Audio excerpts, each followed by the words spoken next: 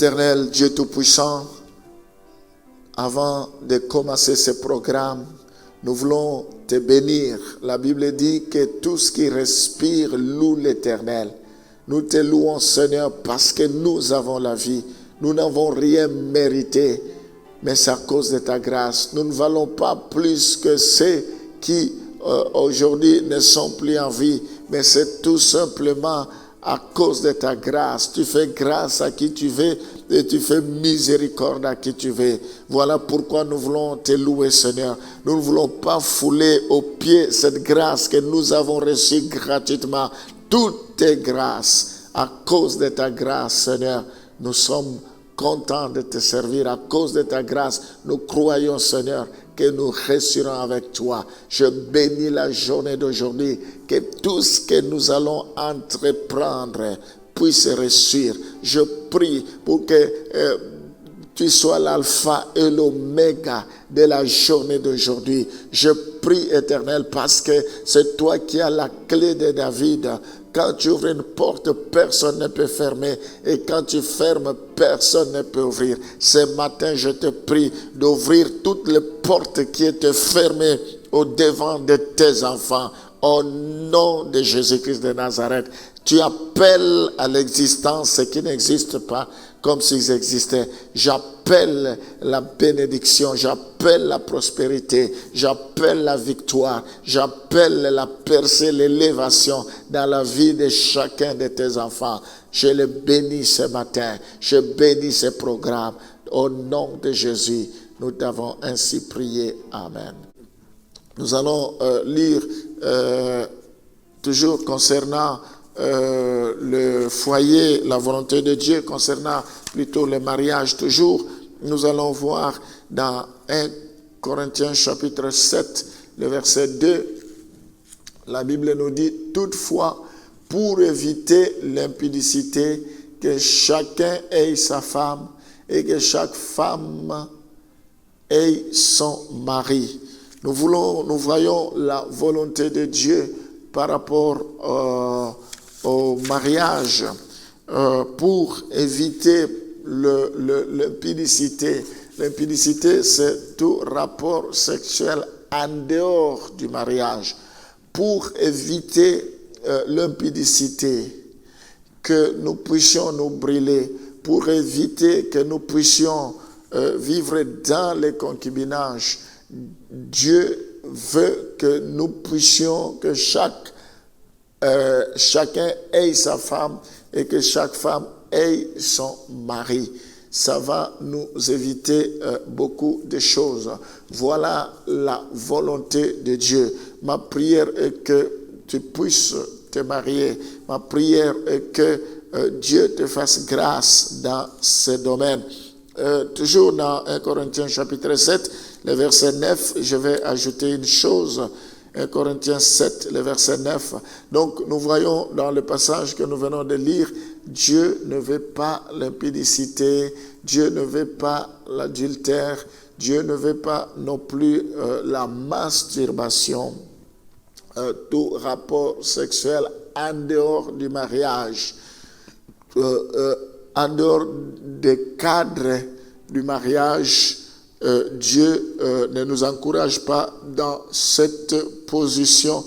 Et ici, dans 1 Corinthiens 7, le verset 9, la Bible dit: mais s'il manque de continence, qu'il se marie, car il vaut mieux se marier que de brûler.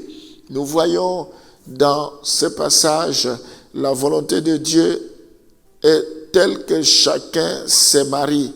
Dieu ne nous a pas appelés au célibat. Le célibat prolongé, ça peut être une pierre d'achoppement. Ça peut être une occasion l'ennemi peut profiter. La Bible dit: ne donnez pas l'accès au diable. Si nous avons la possibilité de nous marier, nous devons le faire. La Bible dit: ne reportez pas à demain ce que vous pouvez faire aujourd'hui. C'est bien le mariage parce que c'est Dieu qui a institué cela. il y a le bonheur dans le mariage.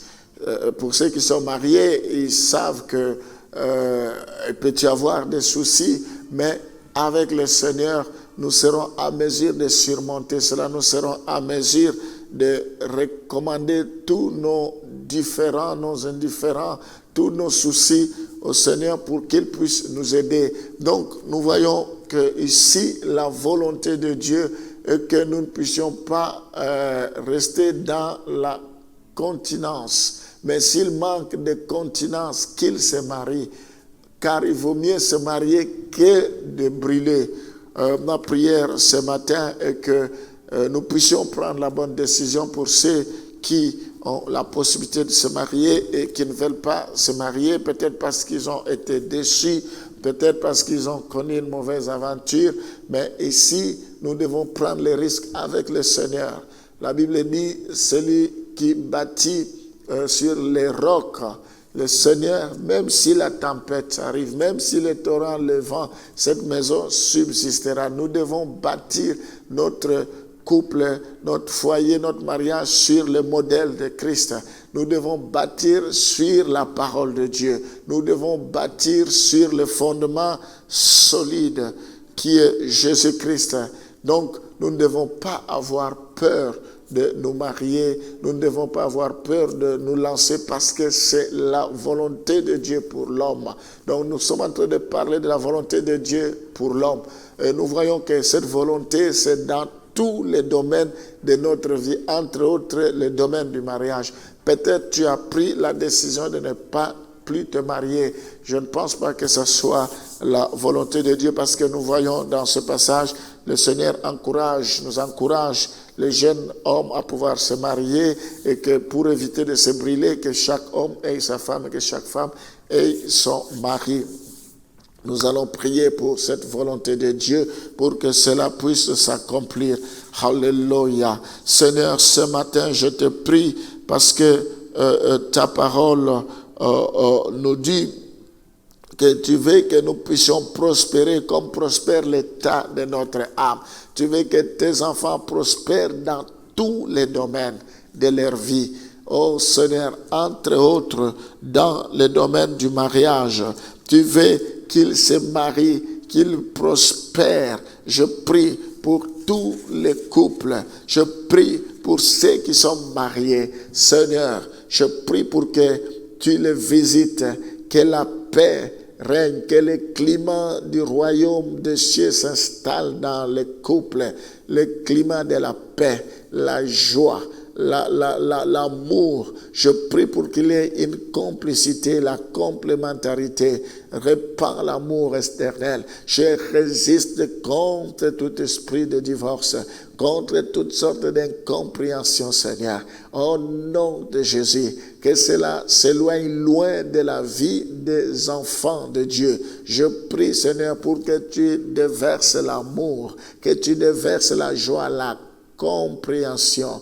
Au nom de Jésus, je prie maintenant pour tous ceux qui sont mariés, qui traversent des moments difficiles, que tu les visites, Seigneur, que tu leur accordes encore grâce.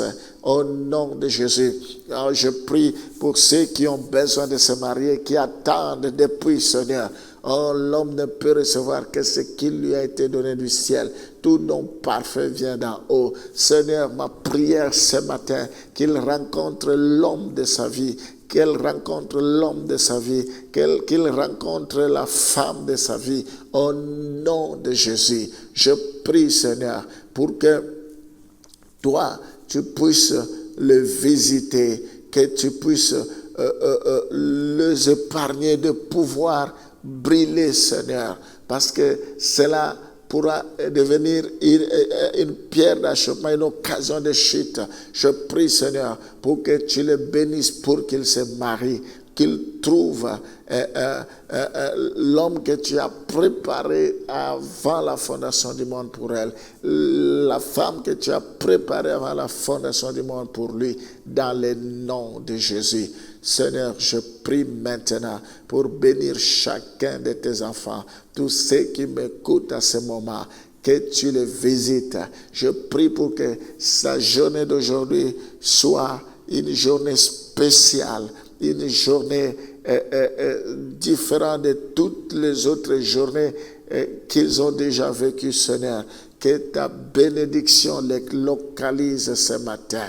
Je prie pour que leur étoile brille maintenant, que leur étoile s'élève au nom de Jésus, que tu leur fasses du bien au courant de la journée d'aujourd'hui. Au nom de Jésus, nous t'avons ainsi prié. Amen.